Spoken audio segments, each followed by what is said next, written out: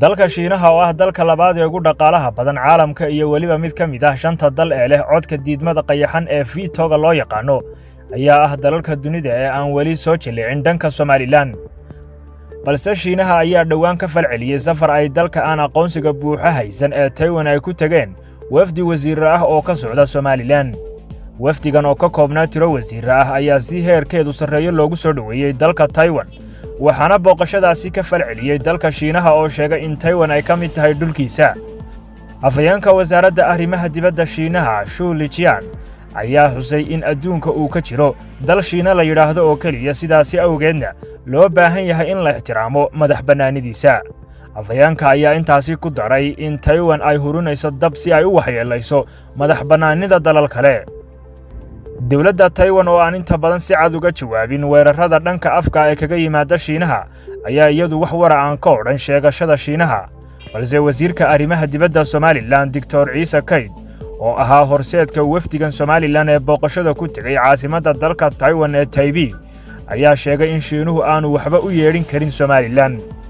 wasiirkeedu ay warkiisa soo xigatay wakaaladda wararka ee Reuters ayaa yidhi, annaga oo xor ayaanu dhalanay, annaga oo xor ahna waanu sii jiri doonnaa, annaga ayaa arrimahayaga u madax bannaan sida aanu ka yeelayno.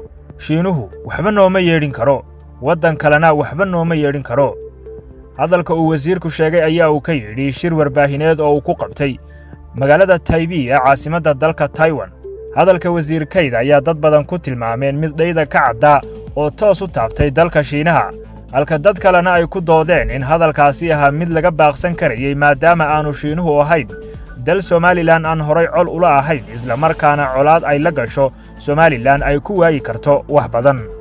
Somaliland iyo Taiwan oo si rasmi ah xiriir u yeeshay sanadkii 2020 ayaa ah laba dal oo aan dunida ka haysan wax aqoonsi buuxa, balse Taiwan ayaa ah dal dhaqaale badan leh oo saameyn aad u ballaaran ku leh dunida, waxaase saameynteeda hoos u dhigay dalka Shiinaha oo ciddii Taiwan xiriir la yeelataba ku qaada dagaal dhaqaale iyo mid siyaasadeedba. taasina waxa ay Taiwan ka dhigtay dal aan lagu soo dhiiran in lala yeesho xiriir siyaasadeed.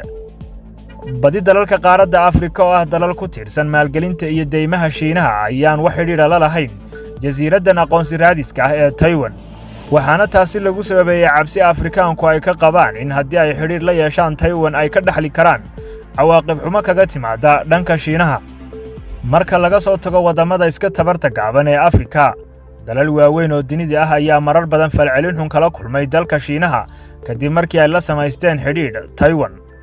dhawaan dalka Shiinaha ayaa si cadho leh uga jawaab celiyay dalka Lithuania oo xiriir iskaashi la yeeshay dalka Taiwan. Shiinaha ayaa Lithuania ku eedeeyay inay aqoonsatay laba dal oo kala ah Shiinaha iyo Taiwan, taas oo ku tilmaamay meel ka dhac lagu sameeyay dalkiisa China.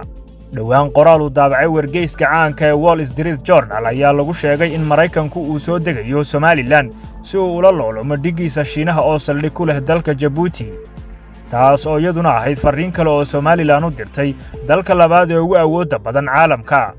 lama oga in Shiinuhu uu tallaabo ka qaadi doono Somaliland si la mid ah sidii uu ugu sameeyay dalalkii hore ee xiriirka la yeeshay Taiwan, balse dad badan ayaa qaba in Somaliland ay u wacan tahay in aanay si cad weerar afka ugu qaadin dal awood badan ku leh caalamka.